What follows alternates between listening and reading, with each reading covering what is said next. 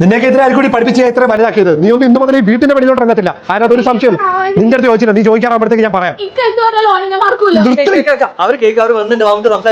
ഒരു മാരണങ്ങളെ മനുഷ്യരെ നാളെ കടത്തണം. എനിക്ക് ജീവനുണ്ടെങ്കിൽ ഞാൻ നടത്തത്തില്ല. വരണം. ഐഷക്ക് കൊണ്ടുവന്നതാണ്. കുട്ടികൾ ഇങ്ങനെ ഒരു കാര്യം പറഞ്ഞപ്പോൾ അതിലെതിരെ നിൽക്കാൻ മാത്രം ഒന്നും എൻ്റെ കയ്യിൽ കണ്ടില്ല. അതുകൊണ്ടാണ് ഞാൻ ഇത്ത പറയുന്നുണ്ടോന്ന് തോന്നരുത്. നിങ്ങളുടെ മകളായിരുന്നു ഇതേപോലെ കാണിച്ചായിരുന്നെങ്കിൽ നിങ്ങൾ ഇത് ക്ഷമിക്കുമായിരുന്നു. പൊന്നെ കരള എന്ന് പറഞ്ഞ കൊച്ചിനെ മുതൽ ഞങ്ങൾ വളർത്തിക്കൊണ്ട് വന്നതാണ്. അത് ഇവിടെ ഒരു മുട്ടുസൂചി വാങ്ങുന്ന കാര്യമാണെങ്കിൽ ഇപ്പോൾ അവളുടെ ഇഷ്ടത്തിലേ നടന്നിട്ടുള്ളൂ.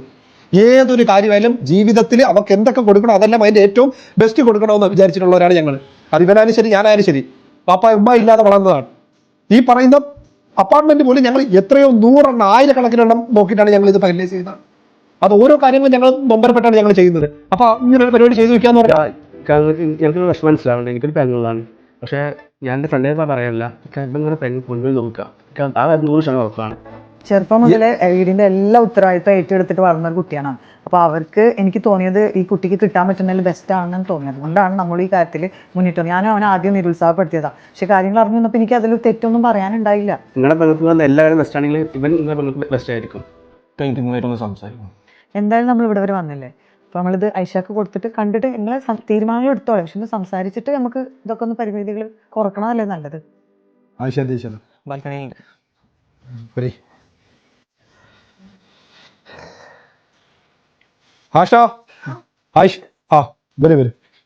നിങ്ങൾ എന്തേ ചൂട്ടത്ത് വന്നിരിക്കണത് ഐഷ മോളെ? ഇവിടെ നല്ല തണുപ്പൊക്കെ ഉണ്ടല്ലോ.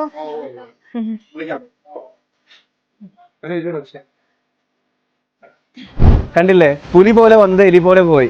കാരണം വെച്ചാല് ഈ ഒരു ബാൽക്കണിയാണ്. ഞങ്ങൾ ഈ വെറും ഇതിലെ കഥാപാത്രം മാത്രമാണ്. എന്താണെന്ന് വെച്ചാൽ ഈ ഒരു ബാൽക്കണി ഇപ്പോൾ നിങ്ങളിലേക്ക് എത്തിക്കാൻ വേണ്ടി മാത്രം. കാരണം ഇന്ന് ലോകത്തിലെ ഏറ്റവും എക്സ്ക്ലൂസീവ് ബാൽക്കണിയാണ് ഈ ഡെവലപ്പർ കൊടുത്തിട്ടുള്ളത്. കാരണം നമുക്ക് പുറത്ത് എത്ര ചൂടാണെങ്കിലും നമുക്ക് 25 ഡിഗ്രി മാത്രമേ അത് താഴെ മാത്രമേ നമുക്ക് ടെമ്പറേച്ചർ ഉണ്ടാവുള്ളൂ.